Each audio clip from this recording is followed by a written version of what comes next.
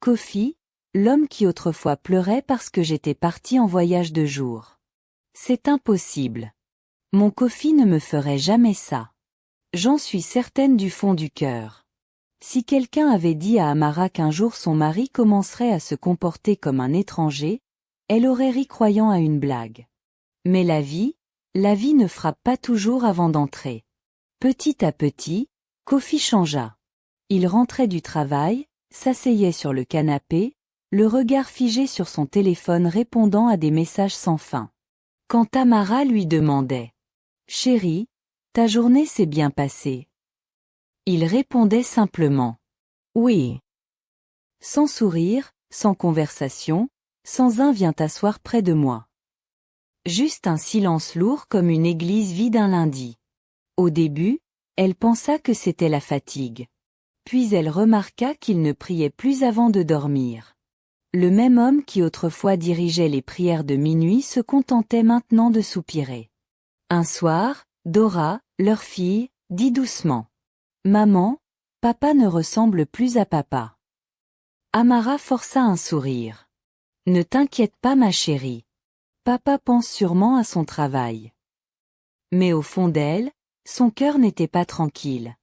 Elle sentait qu'il y avait quelque chose qui n'allait pas.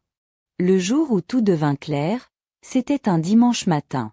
Kofi déclara soudain « Je n'y vais pas aujourd'hui. » Amara se retourna, surprise. « Toi? Toi qui ne rates jamais le culte, même malade. » Il haussa simplement les épaules. « Je n'ai pas envie. Toi et Dora, allez-y. » Elle le fixa longuement. L'homme qu'elle avait épousé feuilletait son téléphone comme si aller à l'église était devenu facultatif.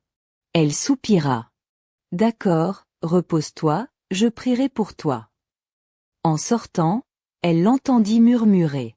« Ne t'en fais pas. » Dora l'avait aussi entendu et son petit cœur se serra.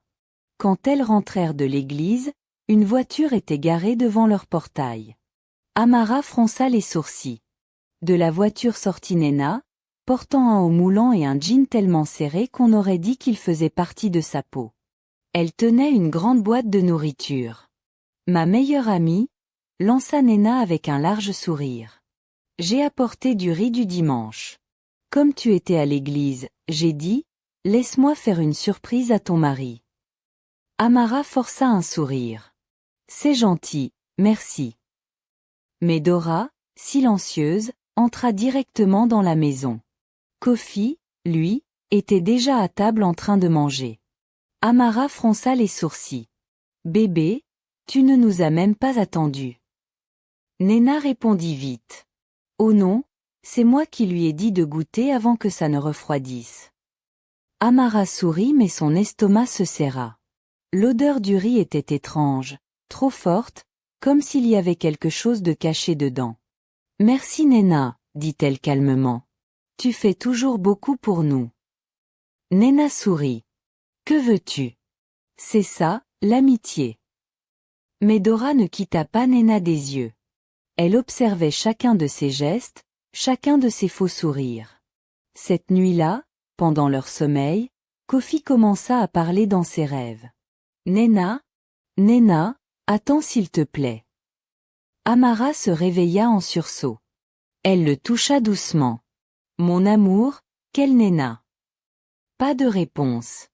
Il se retourna simplement et continua de dormir. Le cœur d'Amara se serra. Son mari venait d'appeler dans son sommeil le nom de sa meilleure amie. Elle resta assise, le regard fixé sur lui, les larmes aux yeux. Elle ne sut même pas quand le matin arriva. Les jours suivants furent pires. Kofi évitait son contact. Il ne riait plus à ses blagues. Quand elle s'habillait joliment, il se contentait de dire « C'est bien ». Parfois, il sortait prendre l'air et revenait en sentant subtilement le parfum de Nena.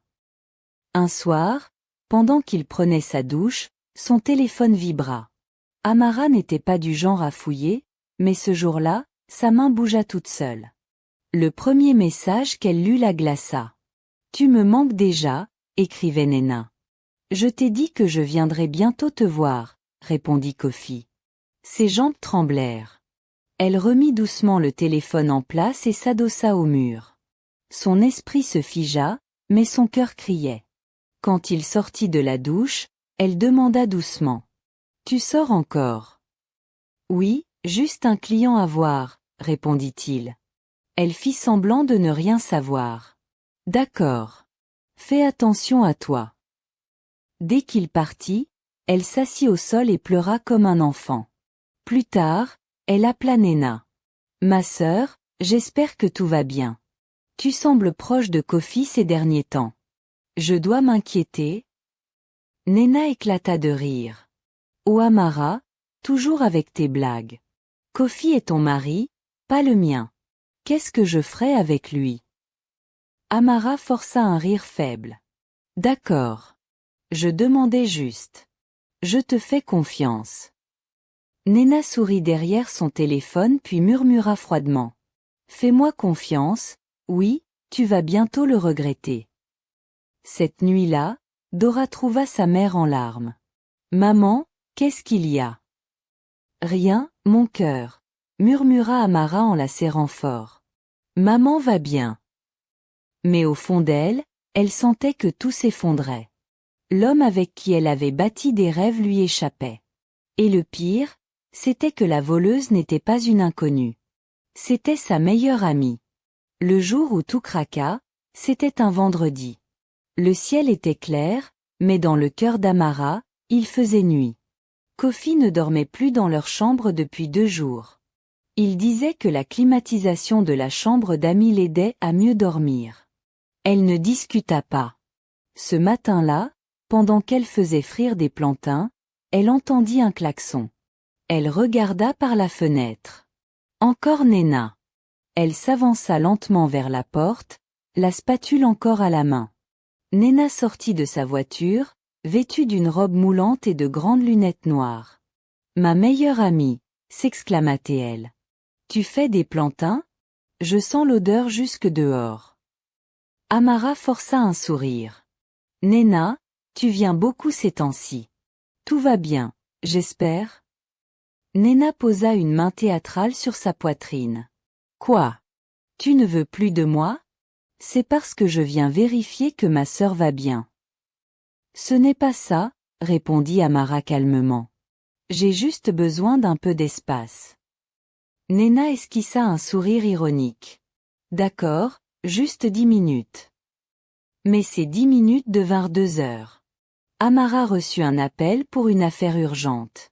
Avant de partir, elle s'assura que Nena quittait la maison. Mais le soir, en rentrant, elle resta figée. Nena et Kofi riaient ensemble dans le salon. « Nena » s'exclama-t-elle. « Je croyais que tu étais partie avant moi. » Nena éclata de rire. « Oui, c'est vrai, mais j'avais oublié quelque chose. J'étais juste sur le point de partir. » Amara resta là debout, son sac à la main, comme une arbitre prête à siffler la fin d'un match. « Kofi, » dit-elle calmement, « il faut qu'on parle. » Mais Kofi leva la main, agacé. « Pas maintenant, s'il te plaît. Je suis fatigué. » Il se dirigea droit vers la chambre d'Ami, pas leur chambre, et ferma la porte. Nena prit alors son sac, posa une main légère sur l'épaule d'Amara et dit d'un ton faussement doux. « Ne le stresse pas trop, ma chère. Les hommes n'aiment pas trop de discussions. » Puis elle sortit lentement, laissant derrière elle un silence si lourd qu'il en devenait étouffant. Cette nuit-là, Amara vérifia la chambre d'Ami vide. La voiture de Kofi avait disparu. Elle appela. Amara appela une première fois. Pas de réponse. Une deuxième, toujours rien. Vers minuit, elle marchait dans la maison comme une enfant perdue. Dora sortit de sa chambre, frottant ses yeux endormis. « Maman, que se passe-t-il ? » « Rien, ma chérie. Papa n'est pas encore rentré. » « À cette heure-ci » s'étonna la petite. Amara força un sourire. « Il sera bientôt là. » Mais au fond d'elle, elle savait déjà la vérité. Les jours passèrent ainsi, pleins d'angoisse et de prières. Mais prier sans agir, C'est comme laisser la porte ouverte la nuit en espérant que les voleurs auront de bonnes manières. Elle décida donc d'en finir avec cette folie, surtout après avoir appris que Nena avait quitté Tony sans raison valable. Un dimanche matin, Amara se leva avec une détermination nouvelle. « Aujourd'hui, je n'irai pas à l'église », se dit-elle. Cette femme ne m'a apporté que douleur et confusion. Si je continue à faire semblant, elle détruira ce qu'il me reste. Alors qu'elle aurait dû être à l'église, Nena arriva encore une fois, un plat à la main. Amara resta sur le pas de la porte, la voix calme mais ferme. Nena sourit. « Ma chère, j'ai préparé plein de petits plats délicieux, pas trop salés, pas trop épicés, tout ce que ton mari aime. » Amara répondit d'un ton froid. « Assez, Nena. Occupe-toi de nourrir ton mari et laisse le mien tranquille. » Nena éclata d'un rire nerveux. « Quoi? Ma meilleure amie, qu'est-ce que tu veux dire? On s'est disputé. »« Non, » dit Amara doucement. « Mais j'ai besoin d'espace. Beaucoup de choses sont arrivées, et d'autres continuent d'arriver. Alors s'il te plaît, ne viens plus chez moi. » Le visage de Nena changea immédiatement. « Donc maintenant, tu es trop fière pour me voir après tout ce que j'ai fait pour toi. » Amara resta calme. « Nena, je ne suis pas en colère. Je sais juste reconnaître quand une porte doit être fermée avant qu'elle ne détruise toute la maison. Je te souhaite le meilleur, mais s'il te plaît, restons chacune de notre côté. » Ce fut la fin. Une semaine plus tard, Nena revint à la maison, souriante, avec un sac de fruits. Mais Amara avait déjà prévenu le gardien. « Si Nena revient, dis-lui que je ne veux plus la voir et ne la laisse pas entrer. » Quand Nena se présenta, le gardien sortit poliment. « Madame a dit qu'elle ne recevait personne aujourd'hui. » Nena força un sourire, baissa la tête et repartit. Mais au fond, elle savait, Amara en avait eu assez. Peu après, Amara bloqua le numéro de Nena. Elle cessa de réagir à ses publications et face à toutes leurs photos, tous leurs souvenirs. Et pour la première fois depuis longtemps, elle sentit son cœur apaisé. Plus aucune énergie sombre ne venait troubler son esprit. Mais Kofi, lui, continua à dormir ailleurs. Pendant une semaine entière, il ne rentra pas. Amara fit tout ce qu'une bonne épouse aurait fait. Elle prit soin d'elle, resta douce et respectueuse, mit de côté certaines affaires pour passer plus de temps à la maison. Mais plus elle faisait d'efforts, plus Kofi la méprisait. Quelques mois plus tard, un matin, son téléphone vibra. Une notification Facebook. Elle ouvrit machinalement et un cri déchira la maison. Sur l'écran s'affichait une publication du compte de Kofi. « Dieu nous a bénis, Nena et moi, avec un magnifique bébé ce matin. Merci Seigneur. » Le téléphone tomba de ses mains. Dora accourut, paniquée. « Maman, qu'est-ce qu'il y a ?» Amara ne put parler. Elle montra simplement l'écran. Dora lut, les yeux écarquillés. « Maman, papa plaisante, hein ?» Mais Amara s'effondra complètement. « Ma meilleure amie, mon mari. » L'après-midi, la nouvelle s'était déjà répandue comme un feu de brousse. Les voisins murmuraient. Les membres de la famille appelaient sans arrêt. Amara éteignit son téléphone, s'assit dans le salon, le regard vide. Dora pleurait doucement à côté d'elle. Tout en elle s'était brisé. Son cœur, sa foi en l'amitié, en l'amour, en la vie elle-même. Le soir, Kofi rentra, le visage fermé. Amara se leva, tremblante. « Kofi, dis-moi que ce n'est pas vrai. » Il la regarda droit dans les yeux, froidement. « C'est vrai. Et je vais partir. Tu es ma numéro 1, mais Nena est ma numéro 2. » Un silence glacial envahit la pièce. Amara trembla. « Kofi, comment as-tu pu me faire ça? À moi, à Dora. » Il haussa les épaules. « Nena me donne la paix. » La gifle partit d'elle-même pas par colère, mais par douleur pure. « La paix? Tu trouves la paix dans les bras de ma meilleure amie. » Les larmes coulaient librement sur son visage. Sa voix tremblait, chargée de tout le chagrin accumulé. Kofi, où était-elle quand nous étions à l'université et que nous n'avions pas de quoi manger? Où était-elle quand nous vivions dans cette maison inondée, posant des seaux sous le toit qui fuyait? Où était-elle quand je remettais les mêmes vêtements jour après jour parce que nous n'avions rien d'autre? Où était-elle quand j'empruntais de l'argent pour te nourrir? Quand je restais éveillé toute la nuit à t'aider à rédiger tes propositions? Quand je priais pour toi pendant que tu dormais?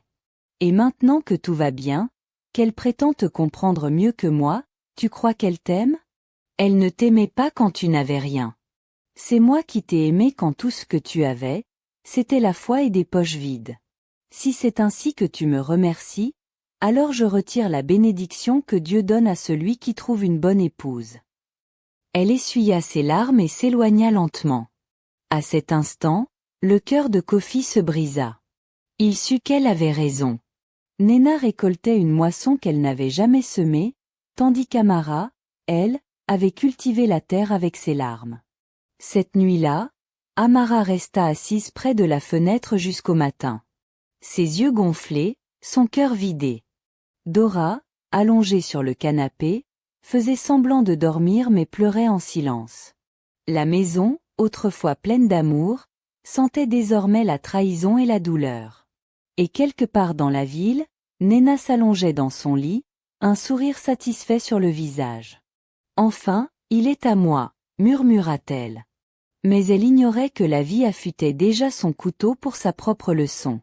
Elle croyait avoir gagné, avoir triomphé, avoir pris le mari de sa meilleure amie, porté son enfant et s'être proclamée Madame Kofi. Mais elle se trompait lourdement. Pendant les premières semaines, tout semblait parfait. Kofi avait emménagé avec elle et Nena se comportait comme une reine. Au lieu de rester discrète, elle publiait sur Facebook. Le vrai amour peut te trouver n'importe où, à n'importe quel moment, dans les bras de n'importe qui. Certains la félicitaient, d'autres murmuraient derrière leurs écrans. Vrai amour? Tu veux dire vraie méchanceté. Mais Nena s'en moquait. Elle se pavanait dans le quartier, pleine d'orgueil. Chaque matin, elle disait à Kofi: « Mon mari, mon roi, merci de m'avoir choisi. » Elle le couvrait de flatteries, faisait 1000 attentions qu'elle n'avait jamais faites à Tony. Au début, Kofi pensait être heureux. Tout semblait différent, la maison, les repas, l'ambiance. Mais au fond de lui, quelque chose n'allait pas.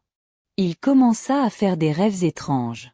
Il voyait Amara pleurer, l'appeler, tenant leur photo de mariage dans ses mains. Chaque fois qu'il se réveillait, sa poitrine se serrait. « À qui ai-je fait ça ?» murmurait-il. Pendant ce temps, Amara essayait de guérir, ou du moins de faire semblant. Elle s'immergeait dans le travail, mais ses yeux restaient gonflés de larmes. Parfois, elle regardait son alliance et murmurait: « Seigneur, n'étais-je pas suffisante ?» Au marché, les gens la reconnaissaient. « C'est elle, la femme à qui sa meilleure amie a pris le mari », chuchotait-il. Elle entendait, mais marchait la tête haute. Quelques mois plus tard, la chance de Kofi commença à tourner. Ses contrats diminuèrent, les tensions grandirent entre lui et Nena. Un matin, elle lui servit le petit déjeuner. Il prit une bouchée, reposa la cuillère et dit froidement: « Ce repas n'a pas de goût. » Kofi se plaignit en goûtant le repas. Nena rit nerveusement. « Ah bon? C'est exactement comme je l'ai toujours préparé. » Il soupira et répondit: « Eh bien, peut-être que j'ai toujours mangé n'importe quoi. » Nena le fixa, incrédule. « Kofi, tu es sérieux là? » Mais il se leva sans un mot et s'éloigna. Ce fut la première fois qu'elle vit dans ses yeux la froideur qui allait tout détruire. La semaine suivante, les affaires de Kofi commencèrent à s'effondrer. Des clients fidèles depuis des années se retirèrent soudainement. Un autre annula un contrat au dernier moment. Même ses fournisseurs cessèrent de répondre à ses appels. Tout ce qu'il touchait semblait soudain devenir malchance. Nena le remarqua, inquiète. « Mon amour, Qu'est-ce qui ne va pas? Demanda-t-elle doucement. Rien, répondit-il. Ton entreprise. Oui, mais je vais arranger ça. Mais il n'arrangea rien. Plus il essayait, plus tout s'aggravait. En 3 mois, il perdit presque tout. Il dut vendre une de leurs voitures et réduire leurs dépenses. Ils déménagèrent dans un petit appartement. Nena n'en revenait pas. Elle avait cru que Kofi était la vraie source de leur richesse. Ignorant que c'était Tamara, son ancienne amie, la femme qu'elle avait trahie, qui avait toujours été la bénie. Ce n'est pas du tout le plan que j'avais, lança-t-elle un soir, furieuse. J'ai quitté le confort pour venir souffrir. Kofi explosa. Tu n'as pas quitté le confort, Nena. Tu l'as détruit. Les mots avaient dépassé sa pensée, mais il était trop tard. Le silence tomba, puis la paix quitta leur maison. Ils commencèrent à se disputer pour des riens. Le sel dans le repas, la facture d'électricité, la télécommande. Chaque soir, Nena criait. Ce n'est pas ce que j'avais signé. Et Kofi répliquait. Et toi, tu avais promis d'être humaine, pas une malédiction. Les voisins devaient frapper à la porte pour leur demander d'arrêter. Une nuit, Kofi se réveilla en sursaut, trempé de sueur. Il venait de faire un cauchemar. Il avait vu Amara debout devant une maison en flammes, tenant la main de Dora. Elle disait d'une voix calme. « Tu as bâti ton bonheur sur mes larmes. Maintenant, regarde ta récompense. » Kofi se leva en criant. « Non! Non !» Nena s'assit, effrayée. « Qu'est-ce qu'il y a encore ?» Il la fixa avec terreur. « Nena, je crois que le feu est sur la montagne. »« Oh Kofi, arrête tes bêtises, » répliqua-t-elle. Mais 2 jours plus tard, la bonbonne de gaz explosa dans la cuisine, manquant de peu de la tuer. Puis le propriétaire leur donna un préavis pour quitter les lieux. C'était comme si les problèmes s'étaient inscrits à un horaire précis, matin, midi et soir. Un soir, alors que Nena pleurait, Kofi resta silencieux. Puis soudainement, il dit « Je veux aller voir Amara. » Nena sursauta. « Quoi ? » « Je veux lui demander pardon.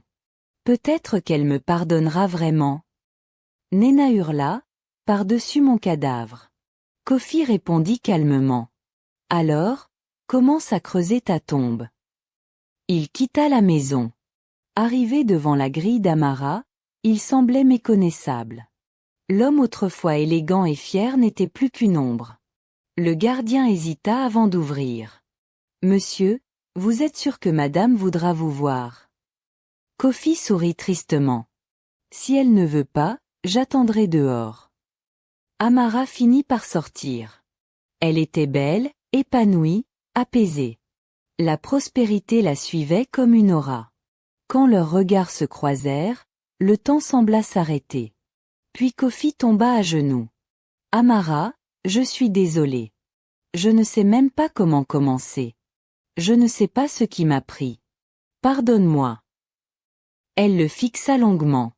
L'homme devant elle n'était plus son mari, mais un étranger portant le poids de sa faute. « Kofi, relève-toi, » dit-elle doucement. « Non, laisse-moi à genoux, » répondit-il, les larmes coulant sur son visage. « J'ai tout détruit.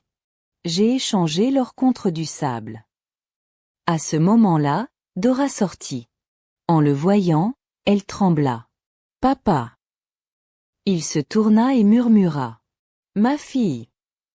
Mais elle recula. « Ne m'appelle pas comme ça !» cria-t-elle avant de courir à l'intérieur. Amara détourna les yeux pour cacher ses propres larmes. « Kofi, tu as besoin d'aide, mais pas de moi. Je t'ai déjà pardonné, mais je ne peux pas recommencer. » Elle rentra dans la maison et referma doucement la porte, comme on ferme un chapitre trop douloureux pour être relu. Kofi resta immobile un long moment, puis partit lentement. Quand il rentra, Nena n'était pas là.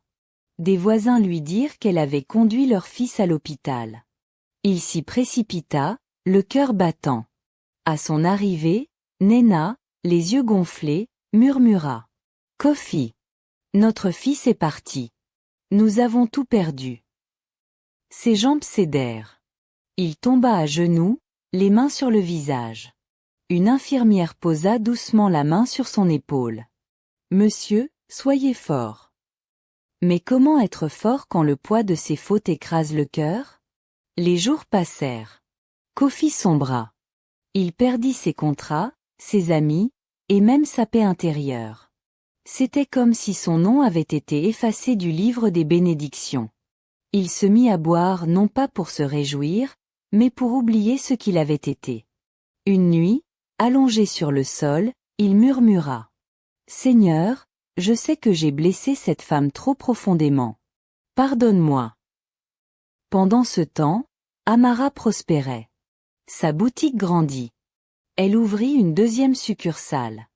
Dora entra à l'université et rendit sa mère fière. Elles déménagèrent dans une grande maison, vendirent l'ancienne. Et Amara rendit sa bague à Kofi, effaçant ainsi toute trace de leur passé. Quant à Nena, elle devint l'ombre d'elle-même. Sa beauté s'effaça, ses cheveux se cassèrent, sa peau perdit son éclat. Les gens qui autrefois l'enviaient murmuraient. Maintenant, elle n'a pas l'air bien. Peut-être que ses mains ne sont pas propres. Une nuit, seule sur son lit, elle regarda autour d'elle cette maison vide qu'elle appelait autrefois son royaume. Et elle murmura. Alors, voilà ce que ça fait de prendre ce qui ne t'appartient pas. Les larmes coulèrent sur ses joues. Pour la première fois depuis longtemps, elle se sentit petite. Plus petite encore que les mensonges qui l'avaient menée là. Plus tard, Kofi chercha encore une fois Amara. Quand il entra dans sa boutique, elle brillait sereine, belle, confiante. Son commerce prospérait plus que jamais. Kofi esquissa un faible sourire. « Tu es devenue encore plus forte. » Elle hocha la tête. « Oui, la douleur m'a changé. Elle m'a appris à... » Amara termina calmement. « Me relever. » Kofi s'agenouilla devant elle et murmura. « Madame. » Mais elle le coupa aussitôt. « Kofi, je t'ai déjà pardonné. Mais le pardon ne veut pas toujours dire retour en arrière. Alors si c'est pour ça que tu es venu, relève-toi. » Kofi se leva en silence et s'en alla. Ce jour-là, il comprit qu'il avait perdu un trésor. Peu après, il se mit à parler comme un homme transformé. « Une bonne femme n'est pas seulement une aide, disait-il. C'est une bénédiction divine qui multiplie tout ce qu'il y a de bon autour d'elle. Par sa prière, sa sagesse et la présence de Dieu qu'elle apporte, elle élève la vie de son mari. Elle ne lui apporte ni honte ni trouble, mais honneur et paix. Ô insensé, j'ai perdu une perle précieuse. » 10 ans passèrent. La vie d'Amara avait pris un tournant incroyable. Son entreprise prospéra. 3 boutiques, une école de couture, et même une petite fondation d'aide aux mères célibataires. Les gens qui murmuraient autrefois derrière son dos venaient désormais lui demander conseil. Sa fille Dora était devenue avocate grande, gracieuse et intelligente comme sa mère. Le jour de son mariage, Amara était assise à la table d'honneur, rayonnante et apaisée, observant sa fille avec fierté. Et devine qui était assis à côté d'elle? Kofi. Ils ne se parlèrent presque pas, seulement par devoir parental.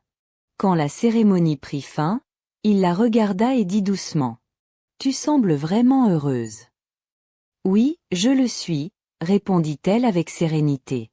Alors, Kofi sortit quelque chose de sa poche. C'était leur ancienne alliance, celle qu'elle lui avait rendue. « Je l'ai gardée, » dit-il, « pour ne jamais oublier ce que j'ai détruit. » Amara inspira profondément. « Kofi, le passé est passé.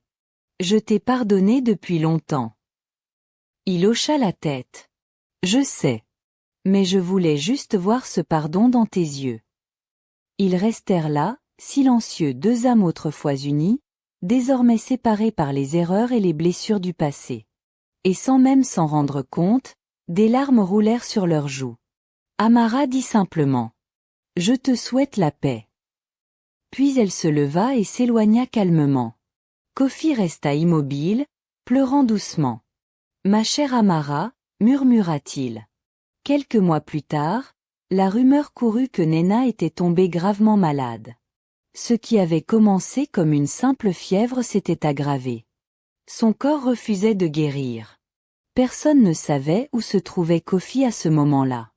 Certains disaient qu'il avait quitté la ville pour recommencer ailleurs. Un matin, Amara reçut un appel de l'hôpital. « Madame, venez vite. » Quand elle arriva, elle trouva Nena allongée, faible et amaigrie. Dès qu'elle aperçut Amara, elle éclata en sanglots. D'une main tremblante, elle chercha la sienne. « Je suis désolée, Amara.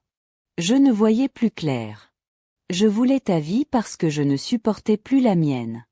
Et dans ce désir, j'ai tout perdu. » Amara lui serra doucement la main. « Nena, je t'ai pardonné depuis longtemps. Tu étais ma sœur avant d'être mon ennemie. Pardonne-toi à ton tour, et repose ton cœur. » Nena hocha faiblement la tête. « Merci. » Ce furent ses derniers mots. Elle s'éteignit paisiblement ce même soir. Et maintenant, si cette histoire avait été un film, je l'aurais peut-être terminée autrement. J'aurais écrit qu'Amara et Kofi se seraient remis ensemble. Que la vie se serait rééquilibrée. Que Tony, le mari de Nena, serait devenu riche. Tandis que Nena, l'amie jalouse, aurait fini ruinée, suppliant à la même porte où elle se pavanait autrefois. Cela aurait donné un sentiment de justice, n'est-ce pas? Mais la vraie vie n'est pas toujours un film. Parfois, Dieu ne restaure pas pour qu'on revive le passé. Mais pour montrer qu'on peut briller encore, même après avoir tout perdu. Kofi dit. Oui, le karma a parlé.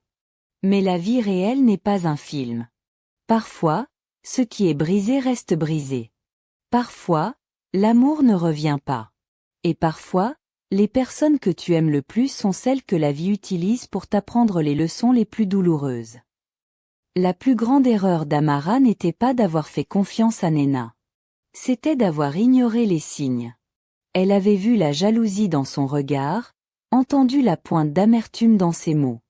Mais elle avait ri. Nena ne ferait jamais de mal à une mouche. Elle avait même fait taire sa propre fille, Dora, quand celle-ci avait essayé de la prévenir. Et c'est ainsi que beaucoup de gens perdent ce qu'ils aiment. Non pas parce qu'ils sont faibles, mais parce qu'ils sont aveugles aux dangers silencieux. Souviens-toi, les gestes, les silences et les regards parlent plus fort que les mots. Un sourire peut cacher l'envie. Une plaisanterie peut dissimuler la rancune. Quand ton instinct te dit que quelque chose ne va pas, n'ignore pas ce sentiment. Prie, prends du recul, ou éloigne-toi à temps. Car ce que tu balais aujourd'hui comme une simple jalousie peut devenir demain le poison de ta paix. Dans cette vie, il faut être sage. C'est la survie des esprits éveillés. Peu de gens se soucient vraiment de ton bien-être. N'as-tu jamais remarqué comment on mange et rit même pendant les funérailles? Protège ta paix. Veille sur ton foyer. Et souviens-toi, tous ceux qui t'applaudissent ne sont pas forcément heureux de te voir danser. Et sur ces mots, je conclus cette histoire. Si elle t'a touché, partage-la autour de toi. Et surtout, médite-la. Jusqu'à la prochaine histoire, je te dis au revoir, et que Dieu te bénisse. Personne à la peau mi-foncée.